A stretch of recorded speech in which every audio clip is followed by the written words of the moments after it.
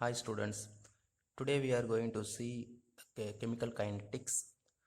So in this video I am going to give some tricks how to get the answer quickly. So first topic is unit of rate constant. It is very easier to predict the rate unit of a particular rate constant. So by markupping this mole 1 minus n liter n minus 1 per second. So here n is nothing but it is a order of the reaction.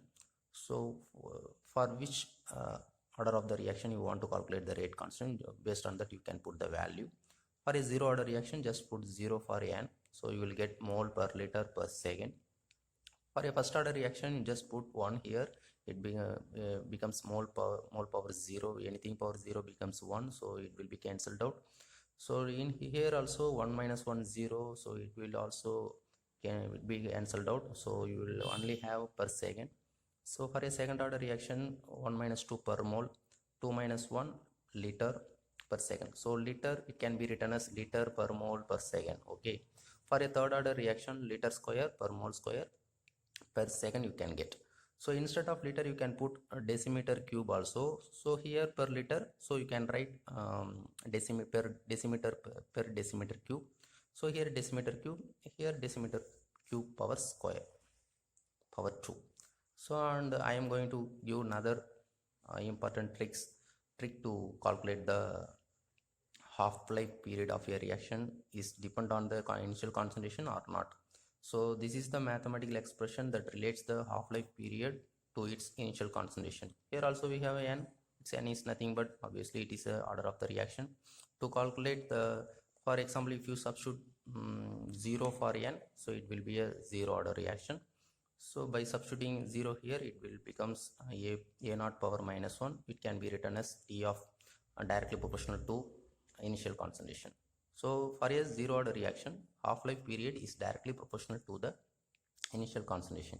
For example, if you double the initial concentration of a reactant, T of a zero order reaction also gets doubled. So this is the very important point.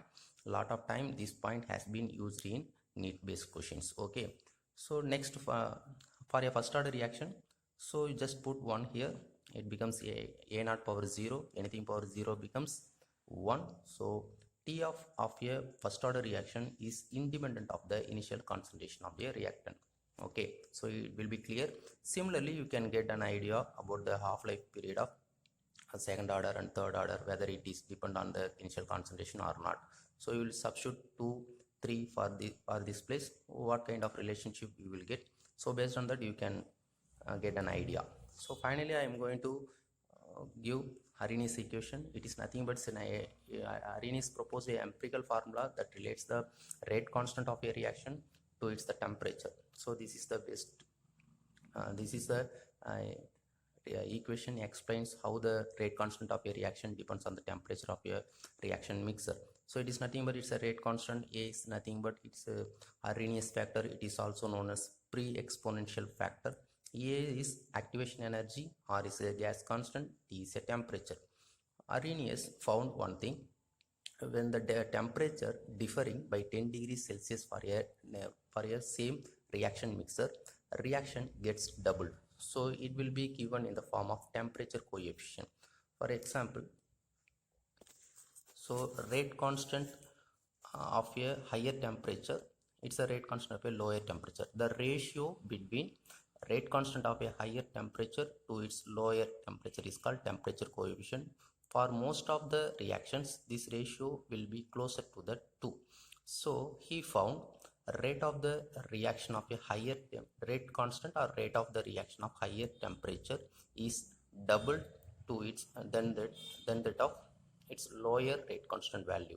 So in some cases this temperature coefficient value will be obtained really nearer to the 3 value. So in general, temperature coefficient lies between the 2 to 3. So this point is also very important. It has been asked in NEET.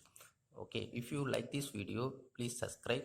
So in future I will post some tricks how to solve the problems without consuming a lot of time. Okay, thank you students.